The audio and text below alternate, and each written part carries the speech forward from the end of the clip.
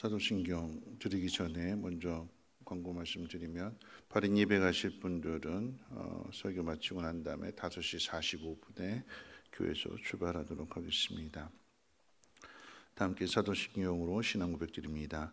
전능하사 천지를 만드신 하나님 아버지를 내가 믿사오며 그 외아들 우리 주 예수 그리스도를 믿사오니 이는 성령으로 잉태하사 동정녀 마리아에게 나시고 본디오 빌라도에게 고난을 받으사 십자가에 못 박혀 죽으시고 장사한 지 사흘 만에 죽은 자 가운데서 다시 살아나시며 하늘에 오르사 전능하신 하나님 우편에 앉아 계시다가 저리로서 산 자와 죽은 자를 심판하러 오시리라. 성령을 믿사오며 거룩한 공회와 성도가 서로 교통하는 곳과 죄를 사하여 주시는 곳과 몸이 다시 사는 곳과 영원히 사는 것을 믿사옵나이다. 아멘. 좋으신 하나님, 오늘 이 새벽에도 하나님 귀한 전으로 인도해 주심을 감사합니다. 한 주간을 돌아보게 될 때에 하나님의 살아계시는 그 놀라운 증거들을 하나님 캄보디아 선교를 통해서 우리에게 나타내 주심을 감사합니다. 하나님, 간절히 소망하였는데 하나님은 성민교회를 통해서 넘치도록 하나님 역사해 주셨습니다.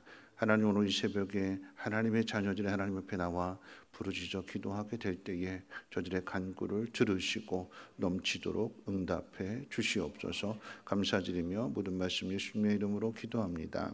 아멘. 하나님 말씀 봅니다. 하나님 말씀은 사도행전 10장 34절로 48절 보시겠습니다. 사도행전 10장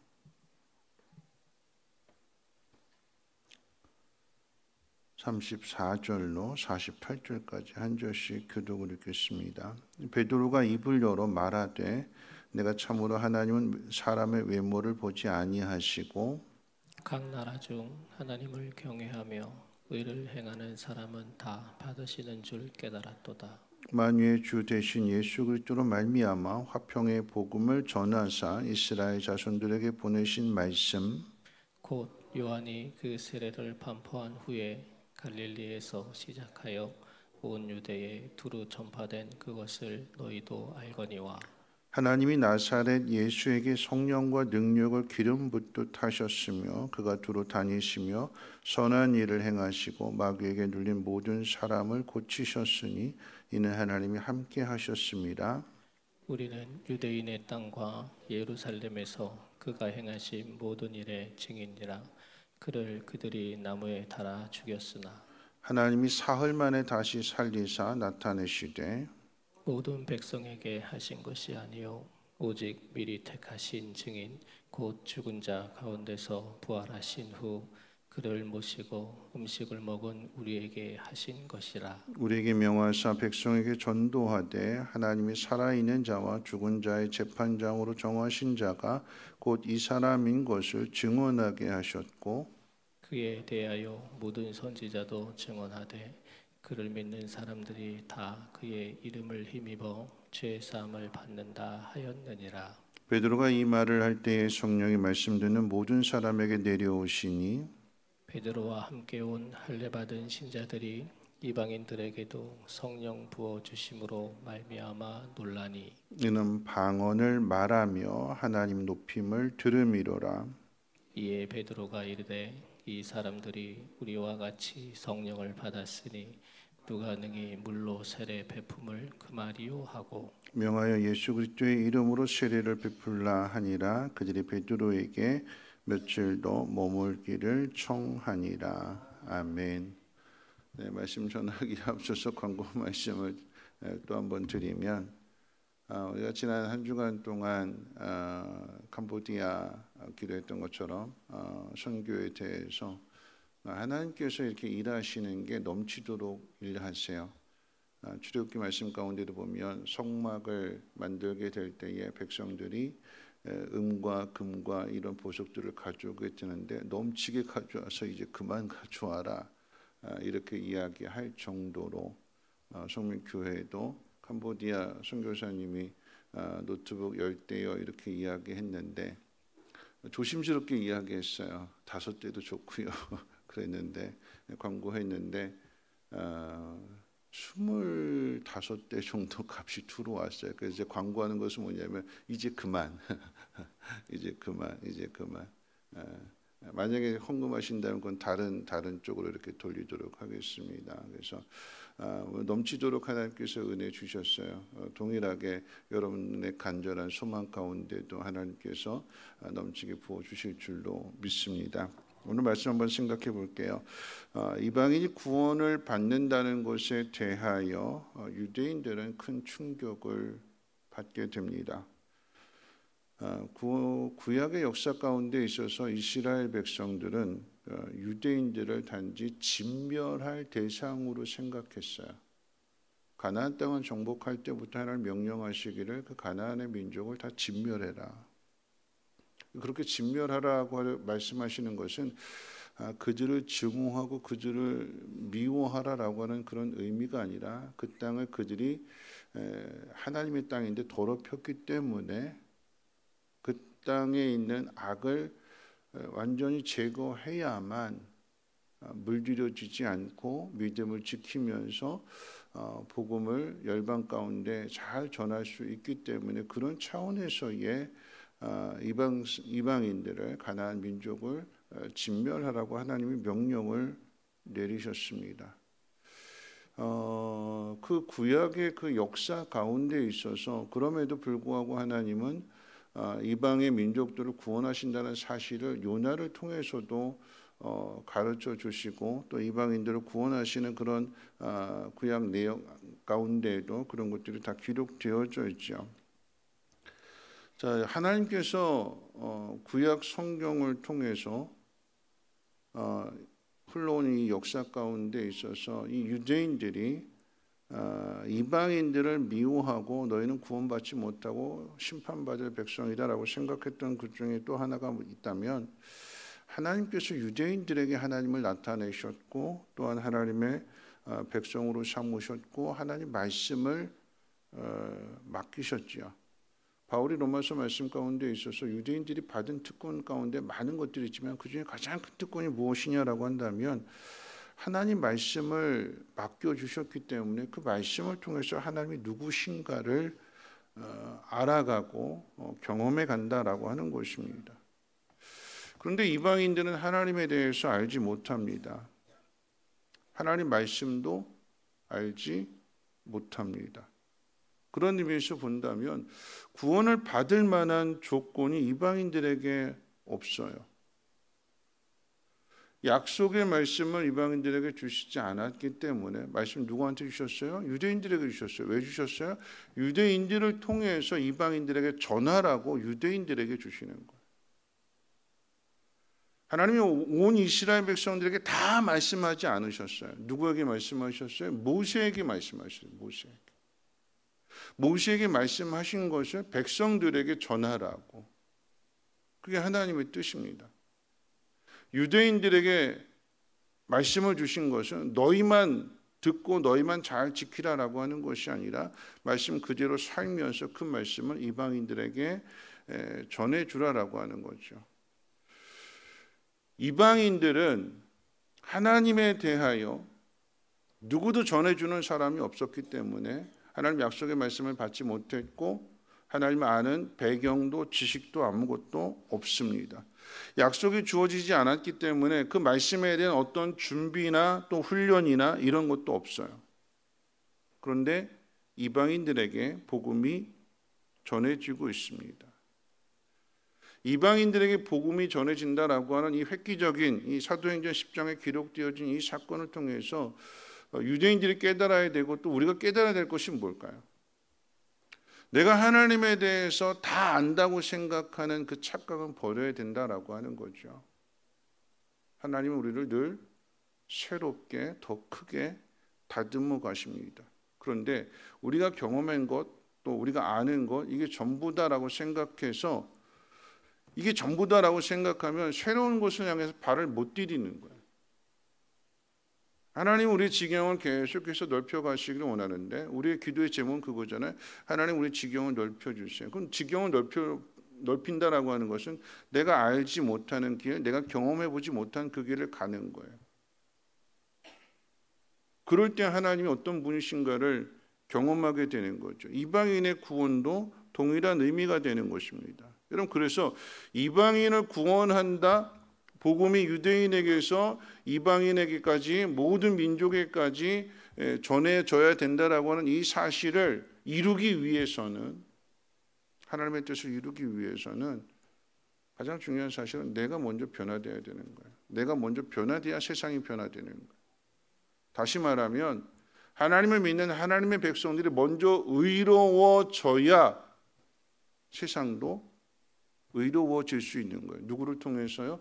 의롭게 된 그 사람을 통해서 불의한 사람들이 의로움이 무엇인지, 하나님이 어떤 분이신지, 하나님의 사랑이 무엇인지를 깨닫게 되는 것이고 보게 되는 것이고, 그러니까 자신들의 잘못을 뉘우치고 돌아오는 거잖아요.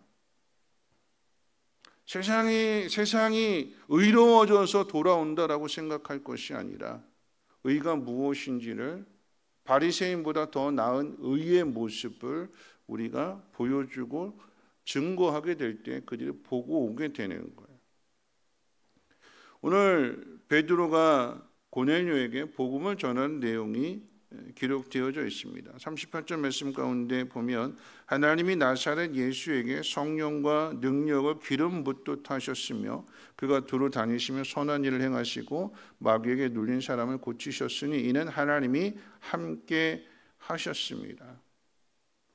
예수가 누군지 어떤 일을 행하였는지를 지금 고넬료와 그의 가족들에게 복음을 전하고 있어요. 그러면서 39절부터 41절 가운데 내용 가운데 보면 우리가 증이다라고 이야기하게 될 때 제가 읽어드릴게요. 그들이 나무에 달아 죽였으나 하나님이 사흘 만에 다시 살리사 나타내시되 모든 백성에게 하신 것이 아니요 오직 미리 택하신 증인 곧 죽은 자 가운데서 부활하신 후 그를 모시고 음식을 먹은 우리에게 하신 것이라. 우리가 예수 그리스도의 증인이다라고 하는 거죠. 증인으로서 복음을 전해야 되는 사명을 가지고 있는데 42절 43절 말씀 가운데 보면 우리에게 명하사 백성에게 전도하되 하나님이 살아있는 자와 죽은 자의 재판장으로 정하신 자가 곧 이 사람인 것을 증언하게 하셨고 그에 대하여 모든 선지자도 증언하되 그를 믿는 사람들이 다 그의 이름을 힘입어 죄사함을 받는다 하였느니라. 앞서 우리가 증인이다 그랬어요. 우리가 증인이다. 증인이 해야 되는 일은 뭐냐면 전해야 되는 거죠. 뭘 전할까요? 복음을요. 복음이 뭐예요? 하나님이 예수 그리스도를 우리를 위해서 이 땅에 보내주셨고 죽은 자 가운데에서 살아나셨다라고 하는 그 사실을, 그러므로 우리의 죄 사함 받게 되는 것이고 구원을, 영원한 생명을 선물로 주신다는 이 사실을 받아들이는 거예요. 베드로가 이 내용을 설교를 하면서 말씀을 전하면서 아주 중요한 이야기를 하는데 자기 고백이기도 해요.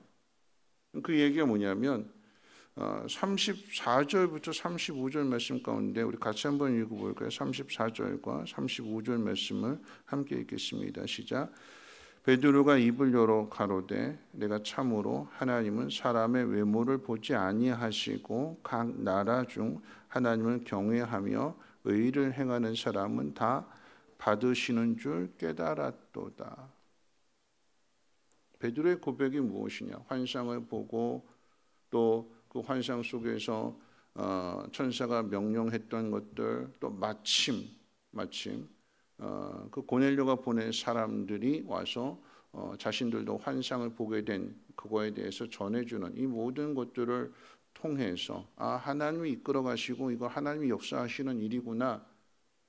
그래서 고넬료에게 복음을 전하면서 뭐라고 이야기하냐? 하나님은 사람의 외모를 보지 아니하신다. 하나님의 구원은 우리에게 조건이 있는 것이 아니구나. 외모를 보지 않는다라고 하는 것은 조건이 우리한테 있지 않다라고 하는 얘기예요. 하나님께 있다라고 하는 거죠. 세상적으로는 조건이 있어야 뭐 똑똑하고 잘나고 남들보다 뛰어나고 뭔가 특별한 것이 있고 그래야 하나님이 건져주시고 구원해주시고 하나님 백성 삼으시는 줄을 알았는데 하나님 외모를 보지 아니하십니다. 중심을 보신대요. 외모를 보지 아니하시고 중심을 보신다라고 하는 것은 사무엘 선지자의 고백이기도 한 거죠. 사울의 뒤를 이을 사람에게 이세 아들들 가운데 기름 부을 때에 사무엘은 첫 번째 아들 엘리압 보고 이 사람이구나 그랬어요. 하나님께서 아무런 사인 안 주시는 거죠. 아니다라고 말씀하십니다. 누구래요? 가장 어린 막내. 그 집안에서 제대로 된 취급도 받지 못하고 그저 잔심부름이나 하는 그런 막내 다윗에게 기름 부으라고 하십니다. 하나님 뭘 보신대요? 그 중심을 보신대요. 하나님이 택하시고 하나님이 기름 부으시고 하나님 만들어 가시고 그래서 이스라엘의 주권자로 삼으신다는 것을 이스라엘 역사를 통해서 확인하였고 그 이스라엘 역사뿐만 아니라 지금 고넬료에게 이방인들에게 복음 전하는 이 일을 통해서 하나님 외모를 보지 아니하시고 세상 모든 사람 구원하시기를 원하신다는 사실을 베드로가 깨닫습니다. 오늘 이 말씀의 의미를 한번 이제 결론을 한번 생각해 볼 텐데요. 외모를 보시지 않는다라고 하는 이 사실을 오늘 본문 내용 가운데에도 표현되어진 것이 있는데 뭐냐면 나사렛 예수입니다. 나사렛 예수. 나사렛에서 무슨 선한 것이 나겠느냐. 나사렛 예수가 어찌 우리의 메시아가 될 수 있으며 하나님의 아들이 될 수 있는가. 사람들이 믿지 않았습니다. 심지어 고향 사람들, 나사렛 사람들은 예수를 낭떠러지에서 떨어뜨려 죽이려고까지도 했습니다. 왜요? 기대할 것이 하나도 없다. 우리가 나사렛 예수를, 요셉의 아들을, 목수의 아들을 다 알고 있는데 어떻게 요셉의 아들이, 목수의 아들이 우리의 구원자가 될 수 있겠는가? 어떻게 하나님의 아들이라고 그렇게 함부로 이야기할 수 있는가? 선한 것이 하나도 없는, 기대하지 않았잖아요. 여러분, 나사렛 예수는 그래서 멸시를 당했고 죽임을 당했습니다. 근데 성경 뭐라고 이야기했는가? 오늘 본문 말씀 가운데 하나님이 함께 하셨다. 누구와요? 나사렛 예수. 그걸 못 보는 거죠. 하나님이 나사렛 예수와 함께 하셨는데 예수님께서 행하신 그 모든 기적들, 모든 능력들 하나님이 함께 하신 거였고 심지어 죽음의 자리에서 부활하게 하신 것도 하나님이 행하신 일입니다. 예수님만 그럴까요? 어부 베드로도 마찬가지인 거예요. 자기 자신 이야기예요. 베드로는 가룟 유다와 다를 바가 하나도 없습니다. 하나도 없어요. 똑같습니다. 그런데 그런 베드로를 주님이 용서해 주셨고 또 찾아가서 다시 더 중요한 사명을 맡겨주셨고 그러므로 베드로가 지금 복음을 전하면서 예루살렘 교회의 그 부흥의 역사에 주인공이 되는 거잖아요. 어떻게 일이 있을 수 있을까요? 주님 말씀하신 것처럼 자기의 사람들 끝까지 사랑하시는 사랑이었고 내가 너희와 항상 함께 있는다라고 약속하신 그 말씀대로 주님이 함께 하시기 때문에 그런 증거들이 나타나게 되는 거죠. 초라한, 빈약한, 외모로 본다면 기대할 것이 전혀 없는, 성격도 급하고 그런 베드로가 하나님 나라를 이루어가는 그 일에 가장 중요한 사도로서 쓰임을 받고 있습니다. 베드로만 그럴까요? 바울도 그렇죠. 바울은 베드로와 비교되게 많은 스펙을 가지고 있습니다. 자랑할 만한 것들이 많지요. 근데 그 자랑할 만한 모든 것들이 결국은 어디에 사용되어지느냐? 예수를 핍박하는데, 하나님을 대적하는데, 착각 속에서 나 같은 사람 없다, 나만한 사람 없다, 내가 엘리트 중에 엘리트다 그러면서 내가 하나님에 대해서는 최고로 헌신자다라고 자부하면서 행하는 모든 일들이 결국은 하나님을 대적하는 일이었습니다. 그런데 구원받는 거죠. 그런데 이방인의 사도로 쓰임을 받습니다. 우리가 잘나고 우리가 똑똑해서 하나님 우리를 구원해 주셨고 예수 그리스도의 증인이 되게 하시고 복음을 전하라고 하시는 것이 아니다라고 하는 것입니다. 하나님이 자격 없는 우리를, 아무런 조건도 아무런 기대도 할 수 없는 저와 여러분들을 구원해 주셨고 이 복음을 전하라고 사명도 맡겨 주셨습니다. 어떻게 해야 될까요? 가리지 말아야지요. 외모로 판단하지 말아야 된다라고 하는 것입니다. 오늘 이 말씀 가운데 주목해서 볼 말씀이 36절에 이렇게 기록하고 있어요. 만유의 주 되신 예수 그리스도로 말미암아 화평의 복음을 전하사. 우리가 전해야 될 복음이 뭘까요? 화평이래요. 화평. 하나님이 우리와의 관계를 화평하게 만들기 위해서 그 아들을 우리에게 보내주셨다. 누가 희생하신 걸까요? 하나님이 우리를 위해서 희생하신 거예요. 뭐 하려고요? 화평하려고. 좋은 관계가 되려고.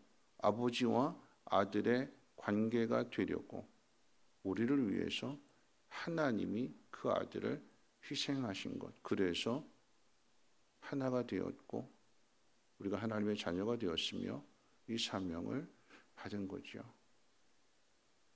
어떻게 전해야 될까요? 저는 오늘 말씀 가운데 한 표현을 주목해 봤으면 좋겠는데 41절 같이 한번 읽어볼까요? 41절 말씀 한번 읽어봅니다. 시작. 모든 백성에게 하신 것이 아니요 오직 미리 택하신 증인 곧 죽은 자 가운데에서 부활하신 후 그를 모시고 음식을 먹은 우리에게 하신 것이라. 복음 어떻게 전해야 될까요? 어떻게 하면 화평을 이루어갈 수 있을까요? 제가 주목하는 표현은 이 표현입니다. 음식을 먹은 우리에게. 누가 음식 먹었을까요? 예수님과. 예수님과 음식을 먹었다라고 하는 것은 예수님 부활이 그냥 귀신이 나온 영적인 부활이 아니라 그 몸의 부활을, 옆구리를 만져볼 수 있었고 함께 음식을 먹을 수 있을 정도로 그분은 부활하신 분이 맞다라고 하는 것을 이야기하는 것이지만 왜 여기 음식이 등장하느냐? 이 음식의 문제는 이제 내일 말씀 살펴볼 큐티하게될 11장의 내용 가운데 있어서 이 베드로가 고넬료의 집에 들어가서 음식 먹은 것 가지고 예루살렘 교회에서 이거 가지고 탓하거든요. 어떻게 할례 받지 않은 사람들, 어떻게 이방인들과 같이 그 집에 들어가서 교제하고 그 집에서 같이 음식을 먹을 수 있느냐? 뭐가 문제가 돼요? 음식이 문제가 돼요. 유대인과 이방인을 딱 갈라놓고 우리와 너희는 밥 같이 먹는 사이가 아니야. 너희와 우리는 한 상에서 밥 같이 먹을 수 없어. 그럼 이건 화평이 아니죠. 이건 하나가 아니죠. 이건 둘입니다.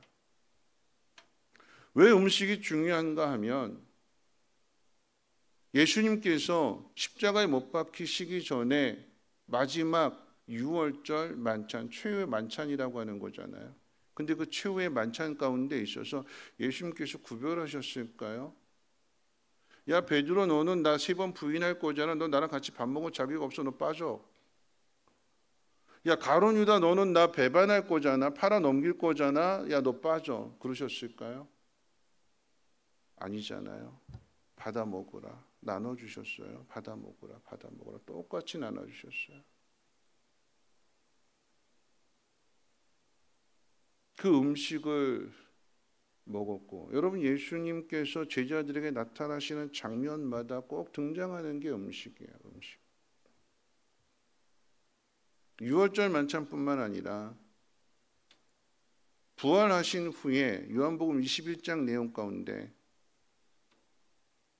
물고기 잡으러 나갔던 제자들이 예수님의 도우심으로 인해서 물고기 가득 153마리 잡아가지고 나오게 되었을 때에 주님이시다 하는 말 듣고 베드로가 고도 두른 채로 뛰어들어서 헤엄쳐서 나왔을 때 숯불가에 계신 주님이 떡과 생선을 주시잖아요. 그러므로 하나가 되는 거죠. 왜요? 지쳐 있으니까, 힘드니까 힘내라. 그러면서 하나가 되는 거죠. 우리가 어떻게 하나가 될 수 있으며, 어떻게 복음을 전할 수 있으며, 어떻게 사랑을 전할 수 있을까요? 어렵게 크게 생각하지 마시고요. 밥 먹는 거래요. 누구랑요? 유대인과 이방인이 밥 먹는 거래요. 유대인과 이방인이 미워하는 관계잖아요. 근데 그 사람과 밥 먹는 거래요. 그럼 선교는 어떻게 할까요? 선교 어떻게 하지요? 선교사가 선교지에 갔는데 음식이 안 맞고 내 입에 안 맞고 나는 당신들과 같이 밥 못 먹어요 하고 도시락 싸우면 어떻게 될까요?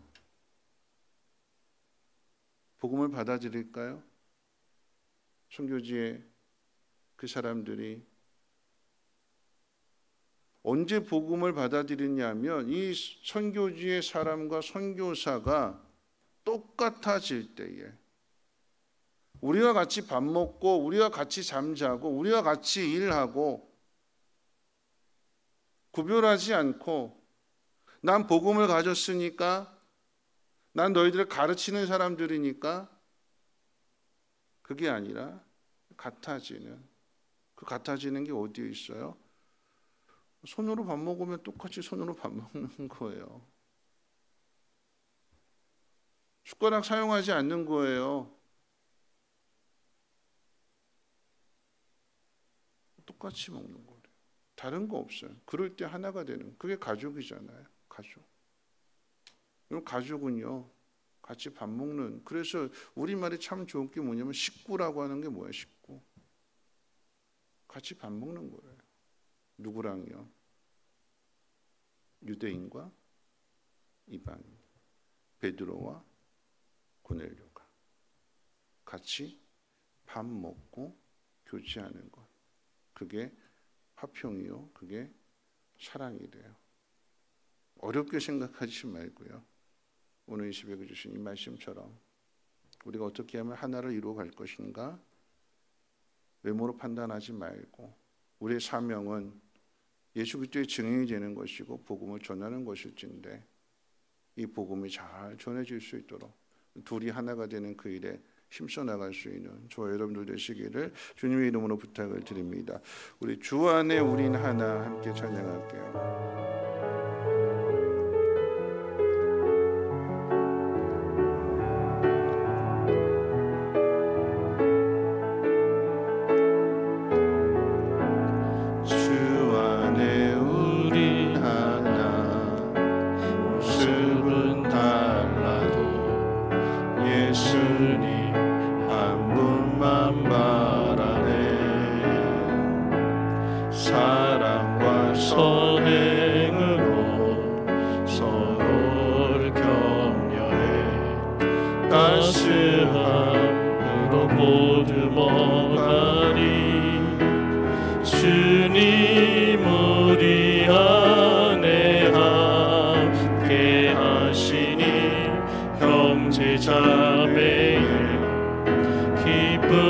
슬픔 느끼네.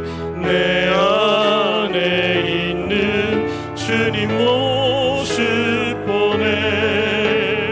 그분 기뻐하시네.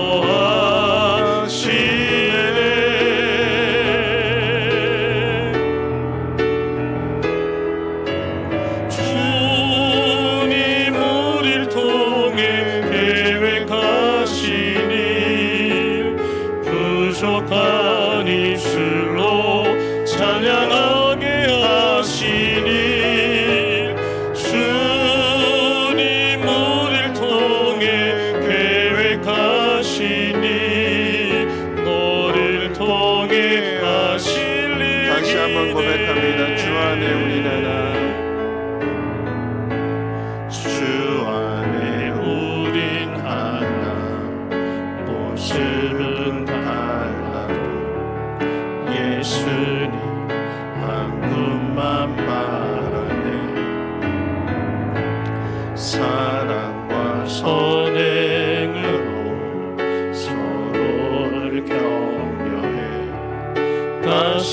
가스함으로 모두 먹하리. 주님 우리 안에 함께 하시니 형제 자매 기쁨과 슬픔 느끼네. 내 안에 있는 주님 모습 보네. 그분 기뻐하시네.